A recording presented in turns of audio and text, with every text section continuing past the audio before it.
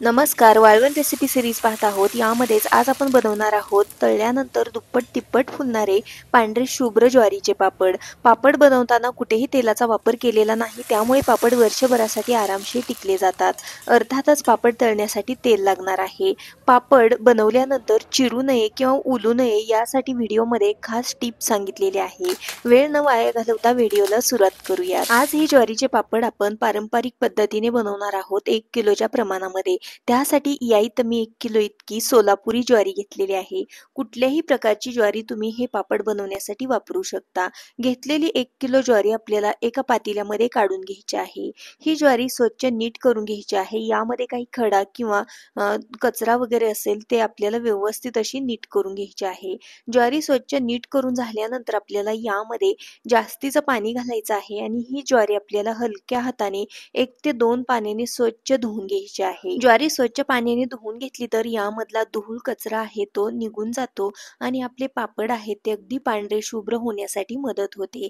तर या ठिकाणी ही ज्वारी आहे ती स्वच्छ धुवून घेतलेली आहे. या ज्वारीमध्ये आपल्याला जास्तीचं पाणी घालायचं आहे आणि 3 दिवसासाठी ही ज्वारी आपल्याला अशीच पाण्यामध्ये भिजत ठेवायची आहे.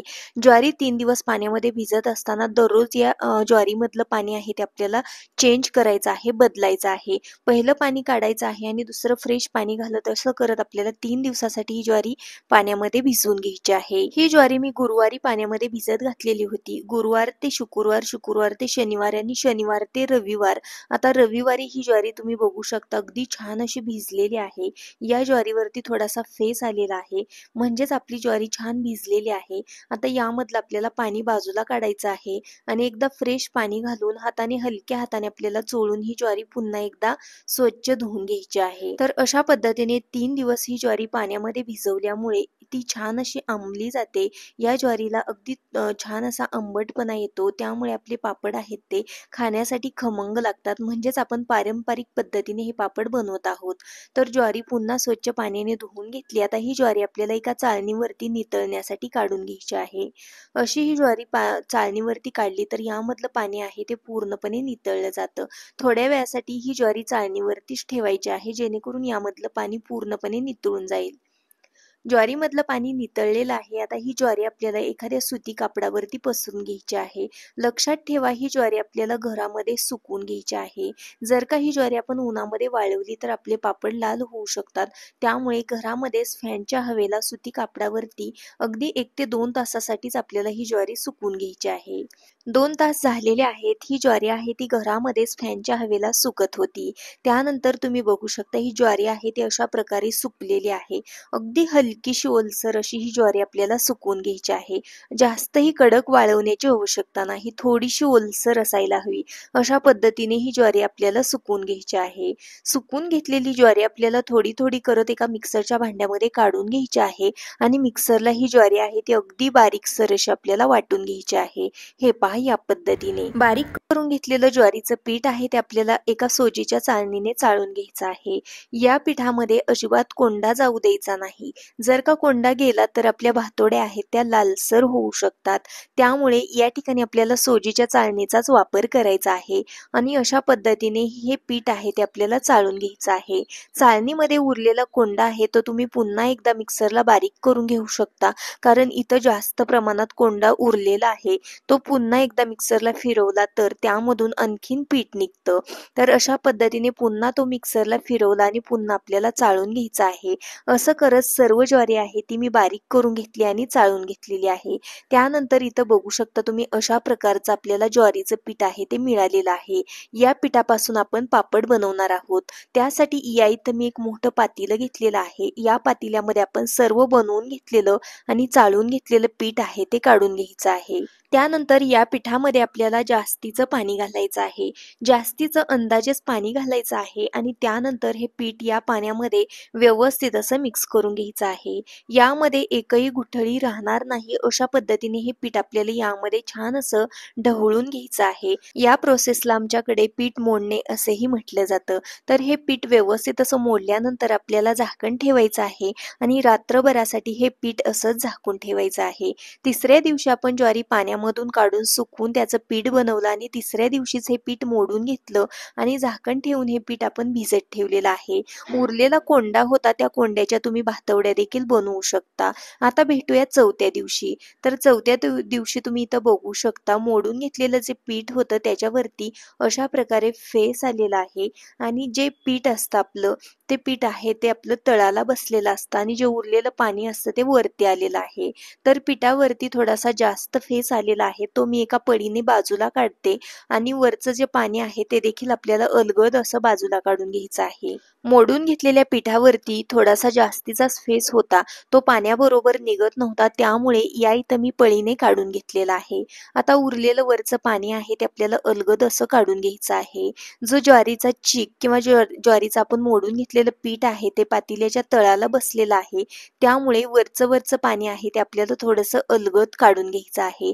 अशा पद्धतीने वरचं पाणी काढून घेतलं तर आपले ज्वारीचे पापड आहेत ते अगदी छान असे पांढरे शुभ्र होतात. जेवढं शक्य आहे तेवढं वरचं पाणी आहे ते आपल्याला काढून घ्यायचं आहे आणि ज्यावेळेस पीठ यायला लागलं की त्यावेळेस थांबायचं आहे आणि अशा पद्धतीने या इथं आपला ज्वारीचा चीक आहे तो बनवून तयार झालेला आहे. हा व्यवस्थित असं एकदा मिक्स करायचा आहे आणि एका भांड्याने आपल्याला हा चीक आहे तो मोजून घ्यायचा आहे. असा हा चीक मोजून घेतला तर पाण्याचं प्रमाण किती घ्यायचं याचा अंदाज येतो. तर या पातेल्याने चीक मोजून घेतलेला आहे. साधारणपणे तुम्ही बघू शकता या एवढ्या पातेलं आहे ते भरण्यासाठी कमी आहे एवढा चिक इथं भरलेला आहे. आता हे ज्वारीचे पापड काही जणांचं असं म्हणणं असतं की घातल्यानंतर उरले जातात किंवा आमचे लाल होतात किंवा पांढरे होत नाहीत तर त्यासाठी व्हिडिओमध्ये ही ट्रिक आपण वापरणार आहोत. तर या ठिकाणी मी सकाळी साबुदाणा 4 तासासाठी पाण्यामध्ये भिजत ठेवलेला होता. एक वाटी भरून इतका साबुदाणा मी भिजवून घेतला. आता हा साबुदाणा आहे ते मी थोडं पाणी घालून मिक्सरला बारीक करून घेत आहे आणि बारीक करून घेतलेल्या साबुदाण्याचं मिश्रण आहे ते आपल्याला ज्वारीच्या चिकामध्ये घालायचं आहे. असं केल्याने आपले ज्वारीचे पापड आणखीनच छान असे पांढरे शुभ्र होतात.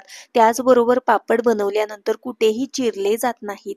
त्यामुळे यामध्ये आपल्याला थोडासा साबुदाणा पाण्यामध्ये भिजवून बारीक करून घालायचा आहे. तर ही खूप महत्त्वाची ट्रिक आहे की तुमचे पापड अजिबात चिरणार नाही. तर अशा पद्धतीने इथं मी एक वाटी भरून इतका साबुदाणा भिजवलेला होता. तो साबुदाणा मी मिक्सरला पाण्यामध्ये बारीक करून या मिश्रणामध्ये घातल्यानंतर हे मिश्रण व्यवस्थित मिक्स करून घेतलं. त्यानंतर आपलं पातेलं आहे ते फुल पातेलं भरलेलं आहे. म्हणजे एक पातेलं भरून इतका चीक तयार झालेला आहे. आता याच्यापासून आपल्याला पापड बनवायचे आहेत. गॅसवरती एक पातेलं गरम करायला ठेवलेलं आहे. यामध्ये आपल्याला जेवढा चीक भरलेला आहे त्याच्या तिप्पट पाणी ठेवायचं आहे. एक पातेलं चीक होतात त्याच्यासाठी मी 3 पातेली इतकं पाणी उकळतं गरम करण्यासाठी ठेवलेलं आहे. पहिल्या पातेल्यामध्ये पाणी बसत नव्हतं त्यामुळे मोठं पातेलं मी गॅसवरती ठेवलेलं आहे. झाकण ठेवून या पाण्याला छान असं गरम करून घ्यायचं आहे. पाणी गरम झाल्यानंतर यामध्ये चवीकरता 3 चमचे इतकं मीठ घालत आहे. टेस्ट करून पुन्हा लागलं तर मीठ यामध्ये मी घालणार आहे. 3 चमचे इतकं पांढरं तीळ घातलेलं आहे. त्यानंतर हे मिश्रण एका हाताने ओतायचं आणि एका हाताने कंटिन्युअस आपल्याला हे हलवायचं आहे. या स्टेजला गॅस आहे तो थोडासा मीडियम ठेवायचा आहे. या पापडांमध्ये चवीकरता तुम्ही लाल मिर्च पावडर घालू शकता, जिरे घालू शकता. पण जिऱ्यांमुळे पापडांचा रंग आहे तो थोडासा पिवळसर होऊ शकतो. त्यामुळे इथं मी जिऱ्याचा वापर केलेला नाही. तर या ठिकाणी तुम्ही बघू शकता आपण यामध्ये जो चीक ओतल्यानंतर हे मिश्रण सुरुवातीला थोडंसं पातळसर वाटतं.